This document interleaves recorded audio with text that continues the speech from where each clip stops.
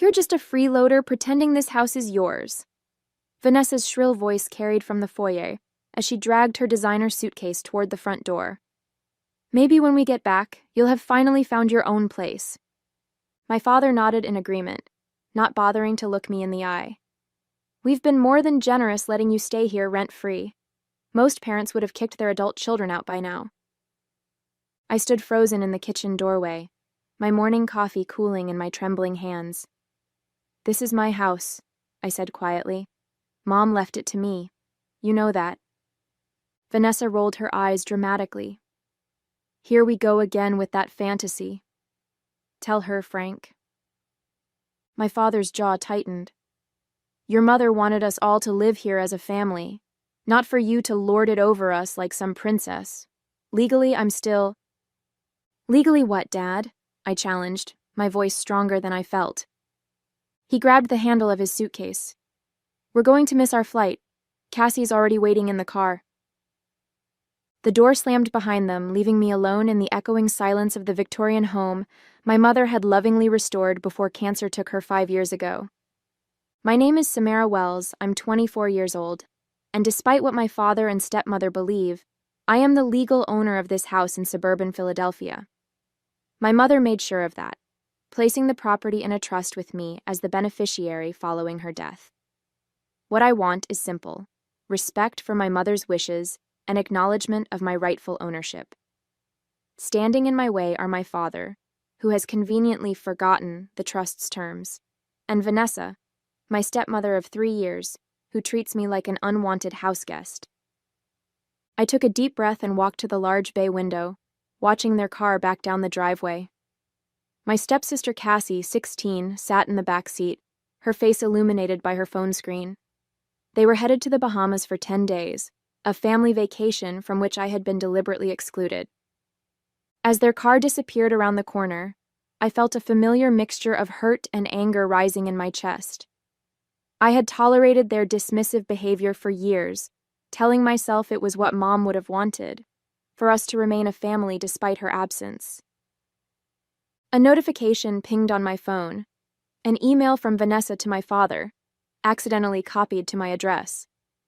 Frank, I've spoken with Harold.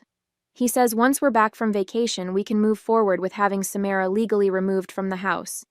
He thinks her claim about Caroline's wishes won't hold up without the original trust documents. My stomach dropped. Who was Harold? And what did Vanessa mean about the original trust documents?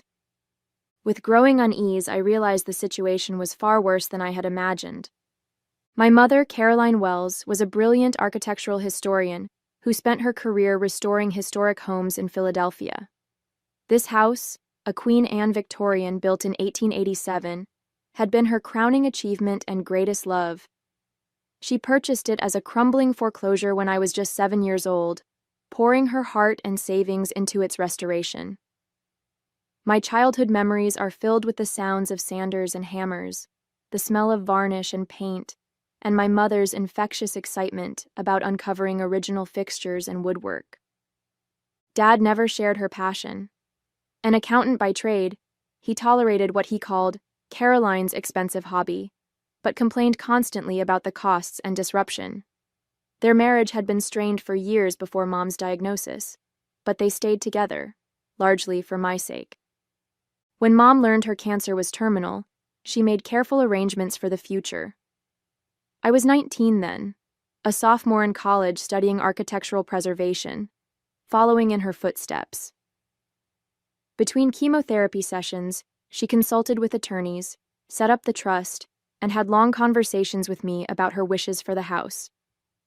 This will be yours one day, she'd told me, her thin hand tracing the intricate balusters of the main staircase. Your father can live here as long as he needs to, but the house belongs to you. Promise me you'll preserve it. I promised, of course. What I didn't anticipate was how quickly Dad would move on after her death. He met Vanessa at a work function barely a year after Mom's funeral.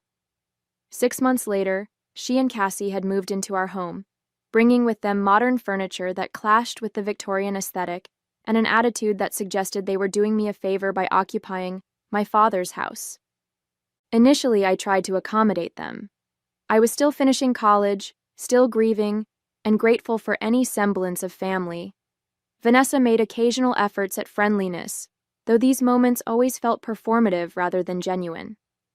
Cassie remained distant, buried in her phone or sequestered in her room. Dad changed after they arrived. He began referring to Mom's carefully curated antiques as that old junk, and suggesting we modernize rooms that had been historically restored. When I objected, citing Mom's wishes, he would grow distant and cold. "Your mother is gone, Samara," he'd say. "The living need to come first now." I had graduated last year and found a job with a local preservation society, allowing me to stay in Philadelphia. I could have moved out, found my own apartment. Sometimes I asked myself why I stayed in a home where I was increasingly made to feel unwelcome. The answer was simple. This house was Mom's legacy to me, her final gift. Walking away felt like betraying her memory. So I endured the subtle digs, the exclusion, the gradual erosion of my place in what should have been my home. Now staring at Vanessa's accidentally forwarded email, I wondered if my patience had been a mistake. With my father and Vanessa now thousands of miles away, I decided to use their absence to search for answers. Who was Harold, and what did Vanessa mean about the trust documents? I started in my father's home office, a room that had once been my mother's library. The transformation was symbolic of the larger changes in our house. Her warm, book-lined retreat now a sterile workspace dominated by Vanessa's organizational system. I hesitated at the door, feeling like an intruder despite being the property's rightful owner. The desk drawers yielded nothing unusual.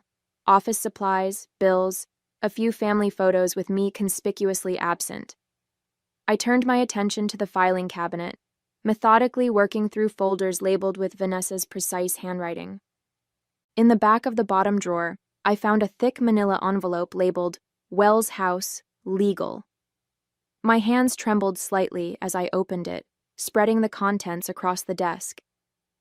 Inside were copies of documents I recognized, the trust agreement my mother had established, naming me as beneficiary, and my father as a lifetime tenant with specific conditions. But there were also newer papers I'd never seen, correspondence with someone named Harold Brennan, a real estate attorney, discussing strategies to invalidate the outdated trust and establish clear ownership. A yellow sticky note in my father's handwriting read, "Original trust documents in Caroline's old lockbox? Sam might have key." Cold understanding washed over me. They were looking for the original trust documents, likely to destroy them. Without those papers, it would be my word against my father's about Mom's intentions. As I continued reading, the depth of the betrayal became clear. My father had been consulting with this attorney for months, seeking ways to claim the house outright. Vanessa was actively involved, suggesting they could argue that Mom had been mentally compromised when she established the trust due to her medication. The most recent letter from Harold outlined their strongest case, claiming that I had violated the trust conditions by interfering with Frank's quiet enjoyment of the property. A bizarre inversion of reality that made me the antagonist in my own home. I sat back, papers scattered around me, a strange numbness replacing my initial shock. My father wasn't just forgetting my ownership, he was actively plotting to take my inheritance, to erase my mother's final wishes. Almost mechanically, I gathered the documents and returned to my room. From the back of my closet, I retrieved a small fireproof box, my mother's final gift to me. Inside was the original trust agreement, exactly where she told me to keep it, along with a sealed envelope I'd never opened, marked in case of disputes. My hands shook as I broke the seal. Inside was a letter in my mother's handwriting and a business card for Eliza Montgomery, Trust Administrator. "My darling Samara, if you're reading this, then Frank has forgotten his promises to me. I hoped he would honor my wishes, but I've prepared for the possibility that he might not. Eliza has the power to enforce the trust terms if necessary. The house is yours, sweet girl. Don't let anyone convince you otherwise. All my love, Mom." I ran my fingers over her familiar handwriting, tears blurring my vision. Even from beyond the grave, she was protecting me, anticipating threats I couldn't have imagined coming from my own father. I should have been relieved to have this safeguard, but instead, I felt a profound sense of loss. Whatever remaining illusions I had about my father's character had been shattered completely. The parent I thought I knew, flawed but ultimately caring, was a fiction. Though I now had the means to protect my inheritance, I wasn't yet ready to use it. I needed time to process this betrayal, to decide how to move forward without destroying what little family I had left. I carefully returned everything to its hiding place, my mind racing with questions. How long had Dad been planning this? Was his relationship with Vanessa somehow connected to his designs on the house? And most painfully, had he ever truly accepted Mom's wishes, or had he been biding his time from the beginning? The next morning, I called the number on Eliza Montgomery's business card. After explaining who I was, I heard a warm, professional voice respond, "I've been wondering when I might hear from you, Samara." We arranged to meet that afternoon at her downtown office. Eliza turned out to be a no-nonsense woman in her 60s, with silver hair and piercing eyes that reminded me of my mother's. "Caroline was very thorough in establishing this trust," she explained, reviewing the documents I'd brought. "The conditions of your father's tenancy are quite specific. He may reside in the home rent-free for his lifetime, provided he acknowledges your ownership and doesn't interfere with your rights as beneficiary." "He's been doing the opposite," I said, sharing the evidence I'd found. "He's actively trying to invalidate the trust." Eliza's expression darkened. That would constitute a serious breach of the trust conditions. She studied the papers from my father's office. "This attorney Brennan is taking an aggressive approach. Have there been other issues besides denying your ownership?" I hesitated, then described the increasing hostility, the systematic exclusion, and the most recent incident before their vacation. "I see," she made careful notes. "Verbal abuse and creating an inhospitable environment for the beneficiary would also violate the terms. Your mother anticipated potential conflicts and built-in protections." "What kind of protections?" "As trust administrator, I have the authority to enforce the conditions, up to and including terminating your father's right to occupy the property if he's in substantial breach." A mixture of relief and anxiety washed over me. Here was the solution, but at what cost? Evicting my own father seemed extreme, potentially destroying any chance of reconciliation. "I don't necessarily want to kick him out," I admitted. "I just want him to respect Mom's wishes and treat me with basic decency." Eliza nodded sympathetically. "Let's start with a formal letter reminding him of the trust terms. Sometimes a legal reality check is enough to correct behavior." This approach seemed reasonable, firm, but not nuclear. Eliza drafted the letter while I waited, outlining my father's obligations under the trust and requesting a meeting upon his return to discuss ongoing compliance. "This should be waiting for him when he gets back," she said, handing me the envelope. "In the meantime, document any further communications or incidents. If he escalates rather than complies, we'll need evidence to take stronger action." I left feeling cautiously optimistic. The letter would serve as a wake-up call without permanently damaging our relationship. Perhaps once my father understood that his plans with Harold Brennan wouldn't succeed, he'd accept reality and we could rebuild some semblance of family harmony. That evening, my phone chimed with a text from Vanessa. "We need to talk about your behavior while we're gone. Frank is very upset. Expect changes when we return." Attached was a photo of my father's office, the desk drawers partially open, papers not quite as I'd left them. They must have installed cameras before leaving, something I should have anticipated. My intrusion had been discovered. Shortly after, an email arrived from my father. "I'm deeply disappointed in your breach of privacy. Searching through my personal documents shows exactly why you're not responsible enough for home ownership. We'll be consulting with our attorney immediately upon our return." I forwarded both messages to Eliza, my hands shaking. Her response was immediate. "This changes our approach. Their aggressive stance suggests they won't respond reasonably to the letter. I recommend you allow me to exercise the trust's enforcement provisions now." In plain language, she was suggesting I authorize the eviction process. the nuclear option I'd hoped to avoid. Before I could reply, another email arrived, from Harold Brennan directly. Ms. Wells, I've been retained by Frank and Vanessa Wells regarding the disputed property at 1847 Chestnut Avenue. Please cease any communication with my clients and direct all future correspondence to my office. Be advised that we are preparing legal action regarding your unfounded claims to the property.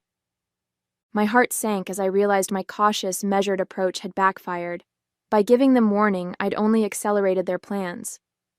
The hope I'd felt earlier evaporated, replaced by the sickening certainty that this conflict was heading toward an irreparable break. "Mom," I whispered to the empty room, "what would you have me do now?" The next morning, I called Eliza to discuss our options. Her advice was clear and firm.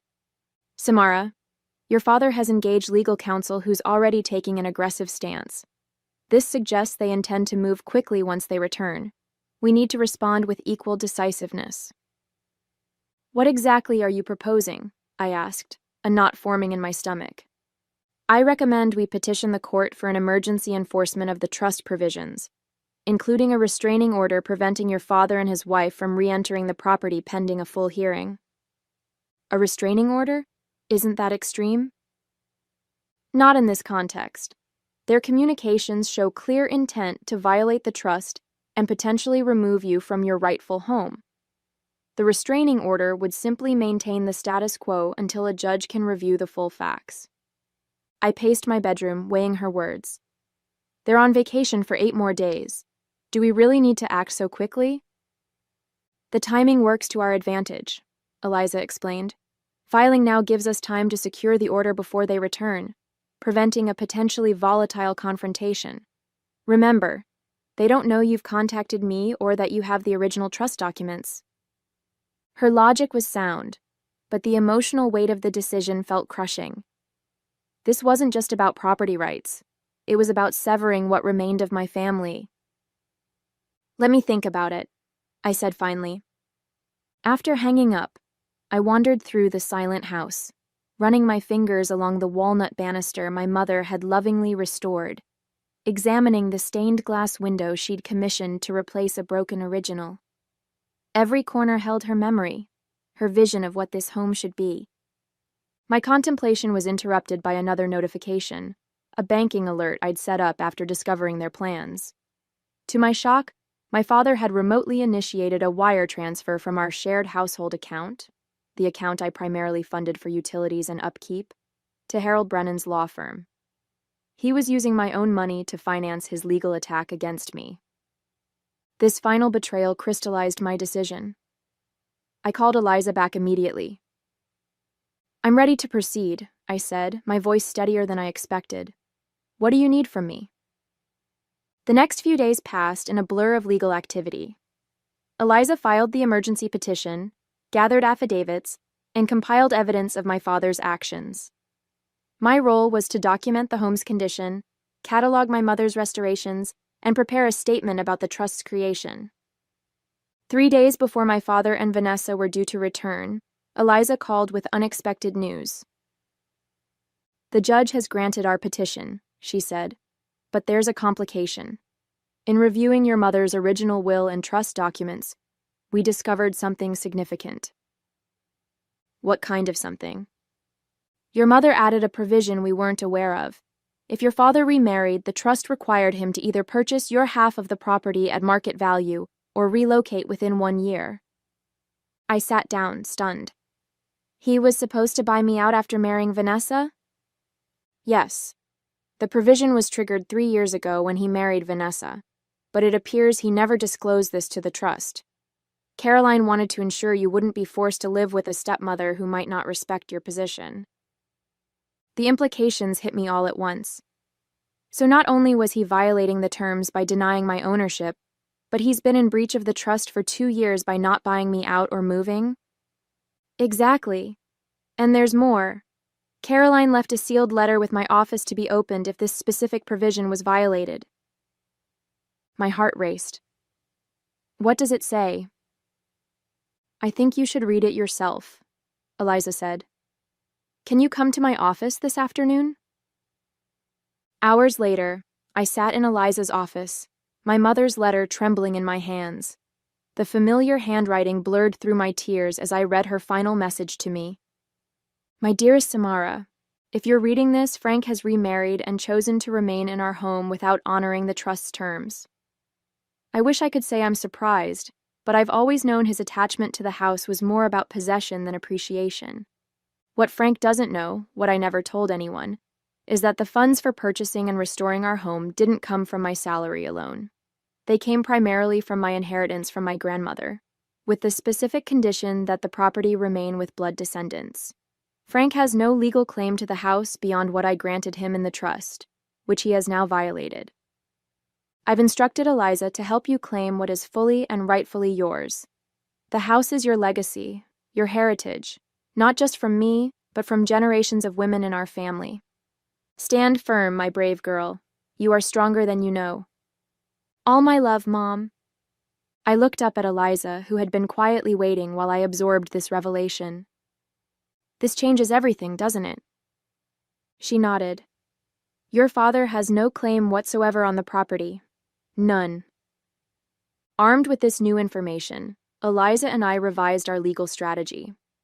Rather than simply enforcing the trust conditions, we would pursue complete termination of my father's tenancy rights based on multiple breaches, denying my ownership, creating a hostile environment, attempting to invalidate the trust, failing to comply with the remarriage provision, and misusing household funds. The restraining order is now in place, Eliza explained as we finalized the paperwork. They won't be able to enter the property when they return. The sheriff will serve the formal eviction notice and will proceed with a court hearing for permanent resolution. I nodded, feeling oddly calm despite the enormity of what we were setting in motion. What kind of timeline are we looking at? The temporary order lasts 30 days. The hearing for permanent resolution is scheduled for the 3rd week, which gives your father time to secure new housing arrangements. As I drove home, I contemplated the practical aspects of this abrupt transition.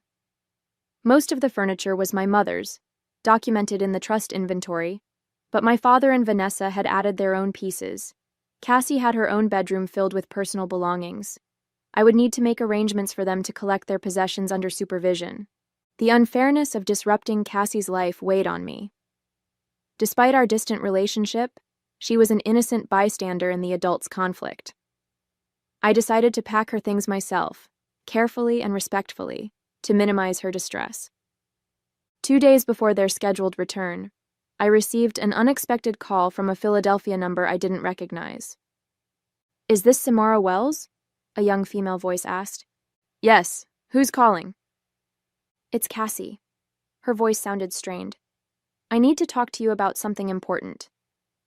Surprised, I asked, Aren't you still in the Bahamas with your mom and my dad? I am, but I'm calling from the hotel phone. I don't want them to know. She paused. I heard them talking last night. They were fighting about the house and about you. My stomach tightened. What did they say? Frank said their lawyer thinks they can get the house if they claim you're mentally unstable or something. Mom suggested they could make it look like you're dangerous to be around. Cassie's voice dropped lower. They talked about planting something in your room when we get back. I don't know what exactly, but it sounded bad. The revelation stunned me. They were planning to fabricate evidence against me, potentially something to suggest I was dangerous or unbalanced. It was a desperate, despicable tactic. Thank you for telling me, Cassie. That was brave of you. It didn't seem right, and I heard other stuff too. About how the house is actually yours, not Frank's. Is that true? Yes, I said simply. My mother left it to me. There was a long silence. They never told me that. Mom always said it was Frank's house and you were just living there until you got your life together. Another pause. I'm sorry for how they've treated you. Her unexpected empathy brought tears to my eyes. It's not your fault, Cassie. I should go before they notice I'm gone, but I wanted you to know. After the call ended, I immediately contacted Eliza to relay this new information. This changes things, she said grimly. If they're planning to fabricate evidence, we need to take additional precautions. I'll contact the court about modifying the restraining order to prevent them from entering the property under any circumstances, even to collect belongings. We'll arrange for a court-appointed supervisor for that process. I agreed with her assessment, but a new worry had emerged. What about Cassie? She's just 16. She shouldn't be caught in the middle of this. We can request special provisions for her in the court order, Eliza suggested. Perhaps supervised visits or a neutral exchange location for her possessions. As we discussed these modifications, another call came in, this time from my father directly. Against my better judgment, I answered. Samara, he began, his voice falsely warm. We've been thinking about our conversation before we left. Vanessa and I want to apologize for our harsh words. We'd like to have a family meeting when we get back to discuss everyone's needs fairly. The sudden change in tone confirmed Cassie's warning. They were setting me up, trying to get me to lower my guard before their return. That sounds reasonable, I replied, matching his artificial warmth. We definitely have a lot to discuss. As soon as the call ended, I turned to Eliza. They're planning something specific for when they return. We need to be ready. She nodded grimly. Don't worry. We will be. The day of my father and Vanessa's return dawned clear and bright, a stark contrast to the storm about to break over our family. As instructed by Eliza, I had vacated the house temporarily, watching from across the street as the necessary parties assembled on the front lawn. The sheriff's deputy, Eliza, in her role as trust administrator, and a court representative to document the proceedings. Their taxi pulled up at precisely 2:15 p.m. I watched my father emerge first, his face relaxed from vacation until he spotted the official vehicles. Vanessa followed, designer sunglasses hiding her initial reaction. Cassie hung back slightly, catching my eye across the distance with a small, almost imperceptible nod. From my position, I couldn't hear the exact words exchanged, but the body language told the story clearly enough. The sheriff stepped forward, officially serving them with the court order. My father's posture stiffened in shock, his hand reaching for the documents. Vanessa ripped off her sunglasses, gesturing wildly as she presumably protested. Eliza remained calm, pointing occasionally to specific sections of the paperwork. The court representative took notes and photographs, maintaining an official record of the proceedings. As the reality of their situation became clear, my father's face transformed, first purpling with rage, then draining to ashen disbelief. Vanessa's reaction was more volatile, her arms flailing as she shouted at the officials, then turning accusingly toward my father. I had imagined this moment differently, perhaps with satisfaction or vindication. Instead, I felt a complex mixture of sadness and resolution. This wasn't a victory to celebrate, but a necessary ending to enable a new beginning. The final blow came when Eliza handed them the last document, my mother's letter explaining the true origin of the house funds and the generations-long female inheritance that preceded me. My father sank onto one of the suitcases, the facade of righteous indignation crumbling into stunned defeat as he finally understood the depth of his miscalculation. The house had never been his to claim. It had always, unequivocally, been mine. In the weeks following that decisive confrontation, the practical matters of separation proceeded with formal precision. My father and Vanessa secured an apartment across town, collecting their personal belongings under court supervision. Our communication was limited to terse emails regarding logistics, the warmth of family irreparably damaged by betrayal and legal intervention.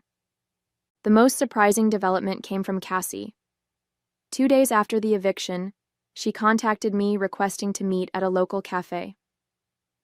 They've been fighting constantly, she confided over hot chocolate. Mom blames Frank for not telling her the truth about the house.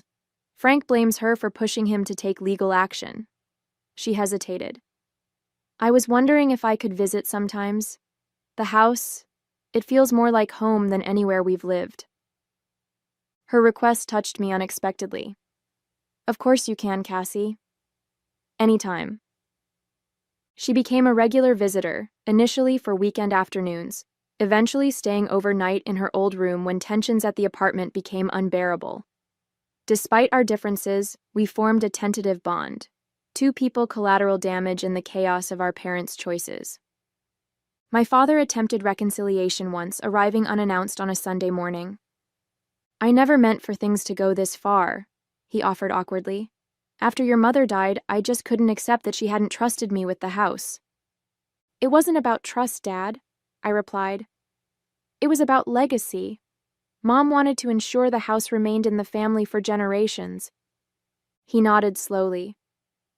"I understand that now. Too late, I suppose.